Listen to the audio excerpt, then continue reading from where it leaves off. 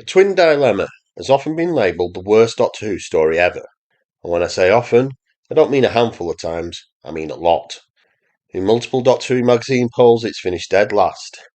It was criticised by fans and reviewers back in 1984, and the reputation has only grown more notorious with every passing decade. Even Russell T Davies once called it the beginning of the end of classic Doctor Who. But what actually makes it so bad? Why has it become the story everyone loves to hate? Is it really the worst Doctor Who episode ever made? Or have we just repeated that idea so many times that it's become an unquestioned truth? How many fans still call it the worst without actually ever watching it? Let's take a look and ask if the Twin Dilemma is still the worst Doctor Who episode ever. Before we start digging into the Twin Dilemma, we need to look at the circumstances that led to its creation. It's 1983. As Doctor Who celebrates its 20th anniversary, Peter Davison announces that the upcoming season 21 will be his last. He had taken Patrick Troughton's famous advice, never stay longer than 3 seasons, or risk being typecast. So, the hunt was on for the 6th Doctor. Producer John Nathan Turner made his choice quickly.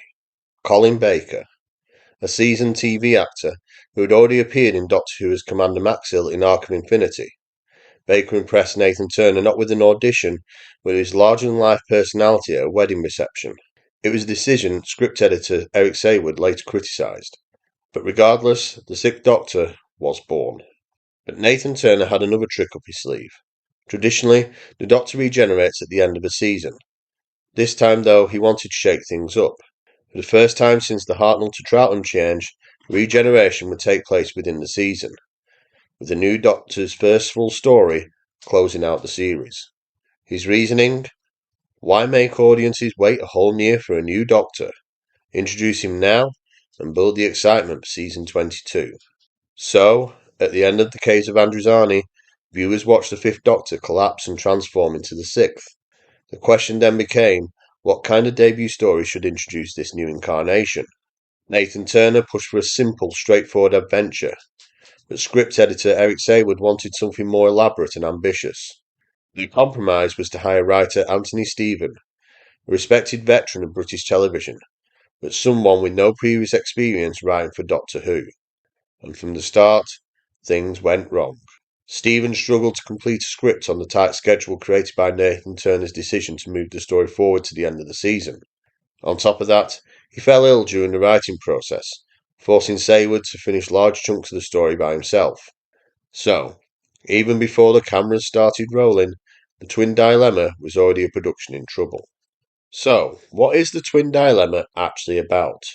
And does its narrative contribute to its poor reputation? Following the events of the Caves of Androzani, the Doctor's latest regeneration leaves him unstable, erratic, and at times outright dangerous, even towards Peri. His behaviour becomes one of the story's central threads as he struggles to settle into his new persona. Meanwhile, 2 identical twins, mathematical prodigies, Romulus and Remus, are kidnapped by one of the Doctor's former Time Lord mentors, Asmail. Asmail is acting under duress, forced into service by Mester, the monstrous leader of the parasitic gastropods. Mester has already devastated the planet of Jaconda, and now he intends to use the twins' mathematical genius to trigger Jaconda's sun into going supernova, distributing gastropod eggs across the galaxy. The Doctor, Peri, and Interplanetary Pursuit Lieutenant Hugo Lang set out to find the twins and Asmail and stop Mester's plan before his species can take over the galaxy. All this unfolds while the newly regenerated Doctor tries to stabilise his identity, an internal struggle that becomes one of the most notable and controversial aspects of this story. By this point in Doctor Who's history, audiences were well accustomed to the Doctor acting strangely after a regeneration. The 2nd Doctor spoke of his previous self as if he was a completely different person. The 3rd Doctor stole a car and went joyriding. The 4th trussed up Harry Sullivan and tried to escape in the TARDIS. And the 5th spent much of his debut story suffering from near-total amnesia. These quirks were usually temporary hurdles before the Doctor settled into his new persona and rediscovered the hero beneath the chaos. The 6th Doctor's arrival, however, was something entirely different and far more intense. This incarnation was deliberately conceived as brash, volatile, passionate, and utterly unbothered by aesthetics or social graces. On top of that, John Nathan Turner and Eric Saywood wanted a prolonged period of post-regeneration instability, meaning the Doctor wouldn't simply wobble for an episode and then find himself. Instead, his instability would define much of his debut. That decision required the Doctor's erratic behaviour to go much further than the comedic disorientation we'd seen before, and the Twin Dilemma didn't hold back on that. From the outset, the Sixth Doctor is arrogant, egotistical, dismissive of his previous self, and prone to violent mood swings.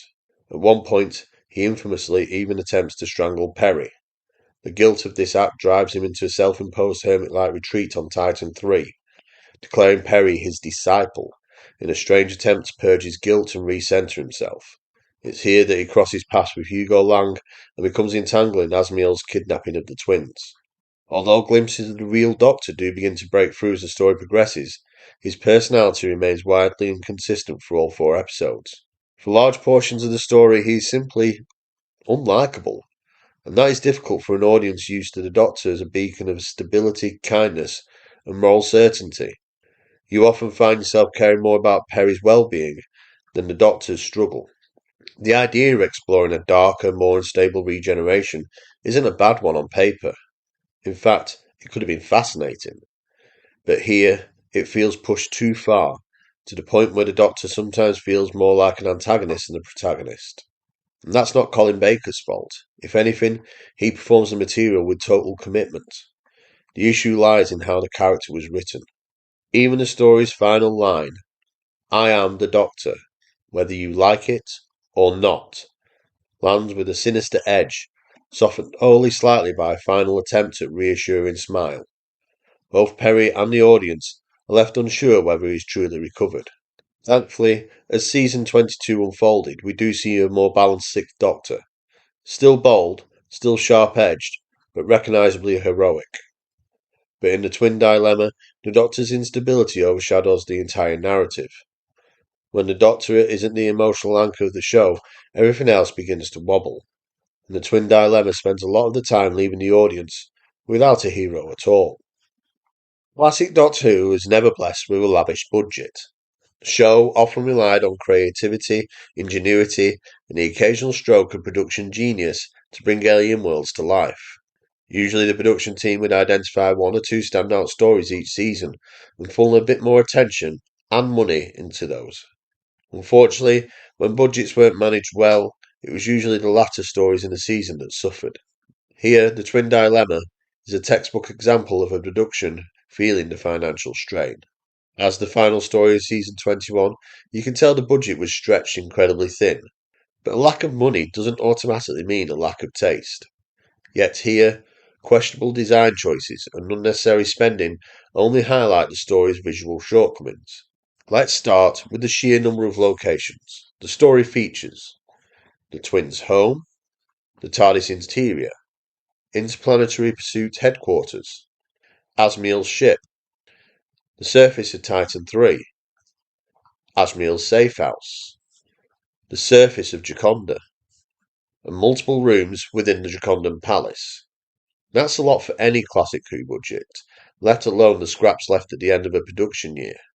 The Titan III sequence in particular feels unnecessary, a narrative detour seemingly added just to fill the 4 episodes.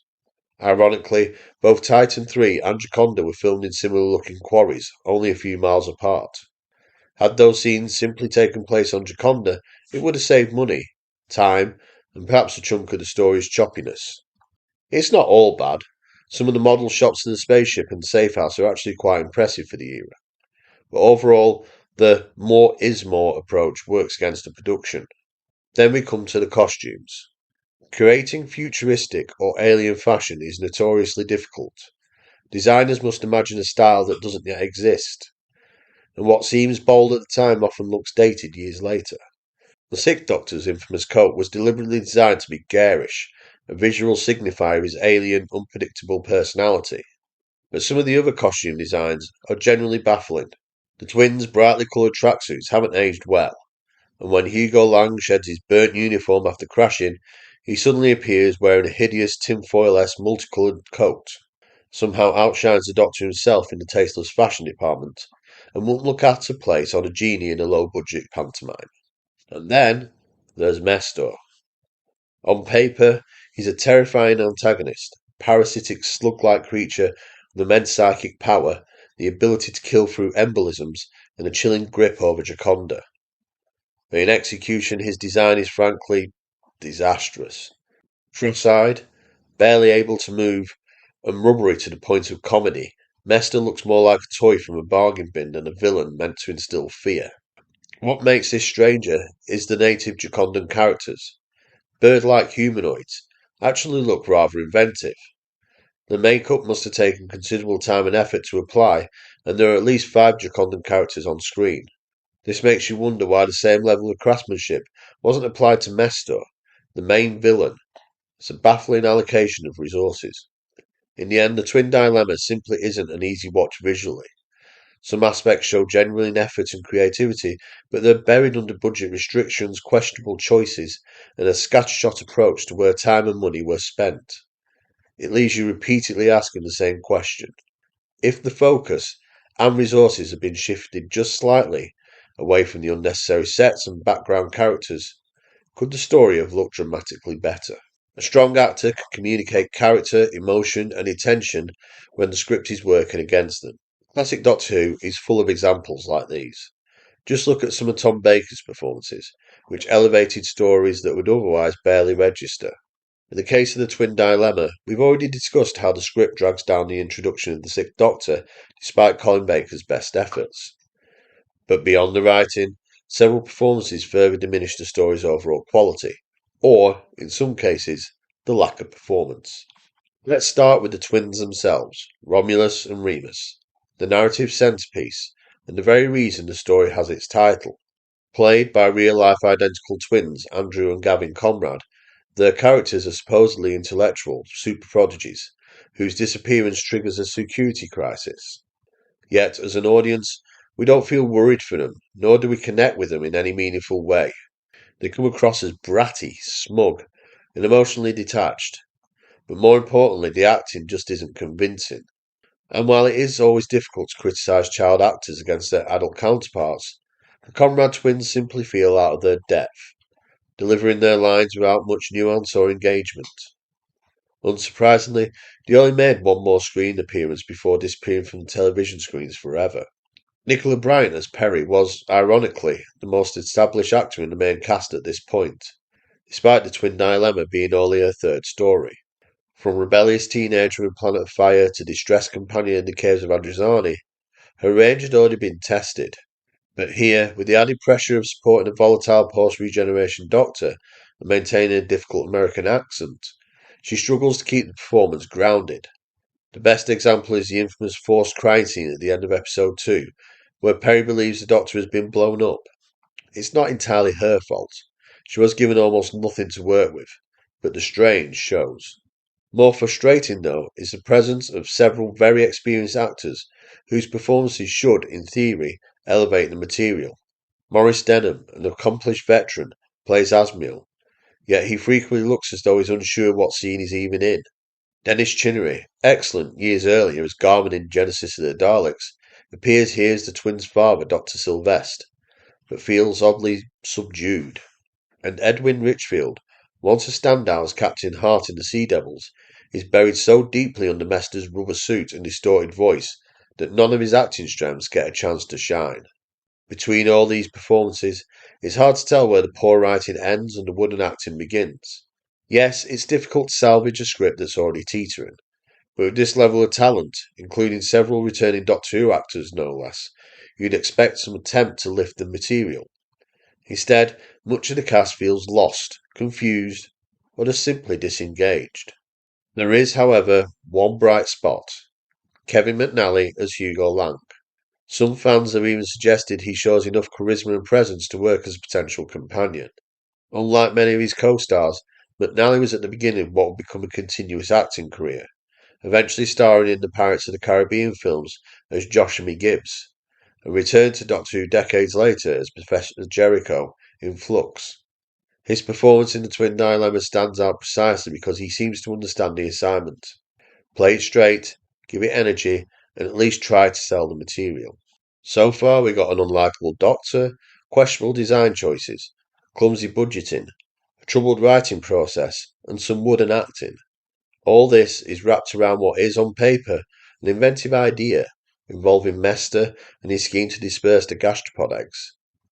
But stepping back from a moment, what does a Doctor's debut story actually need? Firstly, the writer matters enormously. This is no disrespect to Anthony Stephen, a veteran of British television, but he simply didn't have a strong enough grasp of what makes a Doctor Who story tick, let alone what makes a successful debut story for a new Doctor. Historically, the show placed its post-Regeneration episodes in the hands of people who deeply understood the series. David Whittaker, Robert Holmes, Terence Dix, and Christopher H. Bidmead all wrote debut stories, and by the time each did so, they had already been heavily involved in shaping the show's writing and direction. All four either had served or would later serve as script editor, a role that demands a deep understanding of the show's tone, structure, and identity. In short, they knew how to usher in a new Doctor. A good debut story traditionally provides a clear, focused narrative. It needs to be simple enough that it doesn't distract from the central challenge, the Doctor discovering who he is in his new incarnation. And by the conclusion, the audience should really feel settled, reassured, and ready to embrace this new era. The Twin Dilemma delivers none of this. As mentioned earlier, John Nathan Turner and Eric Saywood were at odds over the tone and content of the story. For all the questionable decisions Nathan Turner made during his tenure, his instinct here was correct. The Twin Dilemma should have been far more straightforward, particularly given the desire to emphasise the Doctor's post-regeneration instability. Instead, we get too many settings, too much travelling, the entire scenes that add to nothing to the story. The inclusion of Titan 3, for example, feels completely unnecessary. The narrative sprawls across multiple locations without any real benefit to the plot or character. In fact, it's only in the final episode we properly understand what Mester's plan was all along. All this narrative clutter comes at the expense of the one area that should have been given priority: establishing the Sixth Doctor. A tighter, simpler story could have provided the space to explore his instability properly, perhaps even justify making it a long-term story arc. Instead, the story overinvests in needless diversions and undercooks the very elements that matter the most. Over the years, many disappointing Doctor Who stories have quietly faded into obscurity, overshadowed by their placement in the season or by stronger stories around them. But the Twin Dilemma is different. Its reputation isn't just about its faults as an individual story, it's about the backward step it created at the very start of the Sixth Doctor era. Going into season 22, the stories did improve, but the damage had already been done. Instead of excitement, the fan base entered the new era of apprehension, and that initial negativity cast a long shadow. It created a mood that the production team and cast had to work against from day one. Season 22 made sincere attempts to refine the character of the Sixth Doctor, shedding aspects of his unstable debut and trying to reveal who this incarnation truly was.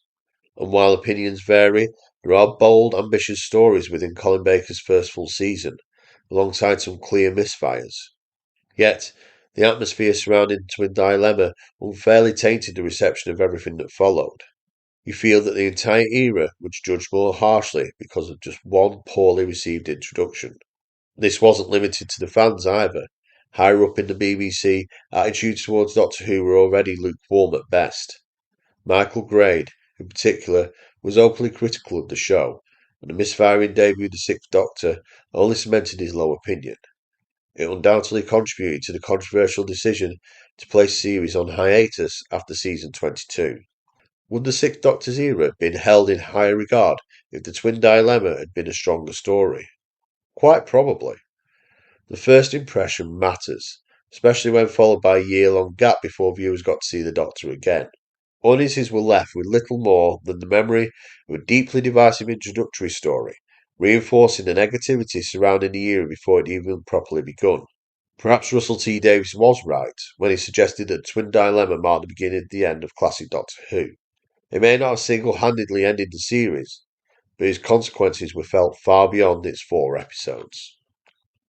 Was the Twin Dilemma always destined to be regarded as Doctor Who's worst story, or could its reputation have been avoided?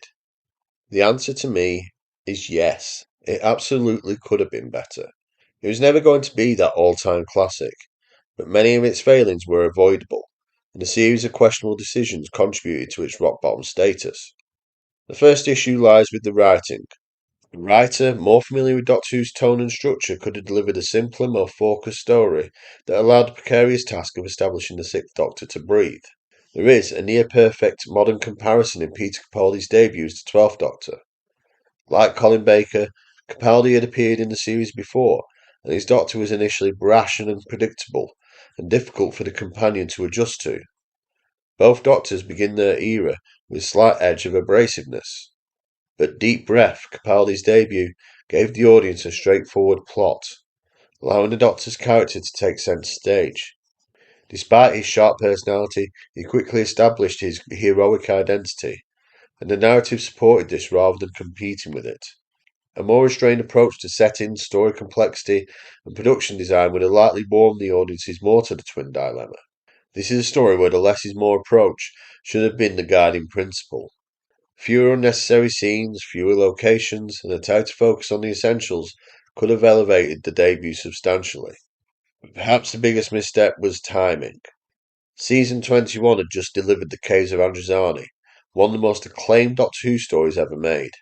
Its reputation created a mountain that the Twin Dilemma could never realistically climb. Ending the season on such a high and not immediately following it with such a divisive debut would have left the audience excited for the Sixth Doctor rather than apprehensive. If the Twin Dilemma had opened season 2 instead, viewers would have had the advantage of moving straight on to the next story. Its flaws wouldn't have lingered for nearly a year, and its negative impact might have been softened considerably. But ultimately, the creative clash between John Nathan Turner and Eric Saywood over the tone and direction of the story didn't just damage the Twin Dilemma, it sparked a rift between them that would continue to cast a shadow over the entire Sixth Doctor era. Many decades and many Doctor Who stories have come and gone since the Twin Dilemma first aired in 1984. In that time, the once hostile reception to the Sixth Doctor had softened. Colin Baker's era has benefited from reassessment, not just on television, but through the extensive audio dramas that continued the development of a character whose journey was cut short when Baker was dismissed in 1986 after trial of a Time Lord. But, despite this rehabilitation, the Twin Dilemma itself has never escaped the shackles of being labelled the worst Doctor Who story ever made. Doctor Who has always been an uneven show, filled with peaks and troughs across its long history. So, are their stories actually worse? Well, that depends entirely on personal taste. Every era has its detractors. Some fans will point to the stories from the 60s, others from the mid-80s, others from the modern era. But, as I always say on this channel, Doctor Who is vast, varied, and endlessly open to interpretation. I feel there is no definitive worst story, only a collection of strong opinions. It just so happens that the Twin Dilemma has become the majority opinion. And, believe it or not, there are some fans who I dare say generally enjoy it. As for me, I won't lie. The first time I saw the Twin Dilemma, I completely understood the criticisms. But when I rewatched it for the sake of this video, I didn't find myself as bored or as disengaged as I expected. Doctor Who has stories I find far slower, far duller, and far more ponderous. And while the Twin Dilemma certainly has its share of awkward pacing and questionable choices, I didn't actually hate the experience of revisiting it. In fact, I felt it sometimes drifted to that so bad it's good territory. I found myself oddly entertained, not because the story works, but because I was analysing its faults and occasionally thinking, alright, that wasn't that bad, or even, that moment was actually quite good. But let's be clear, I'm not going to start waving the flag for the Twin Dilemma at all. For me, it's more of a letdown than a bore fest. It was never destined to be an all-time great, but it didn't need to be.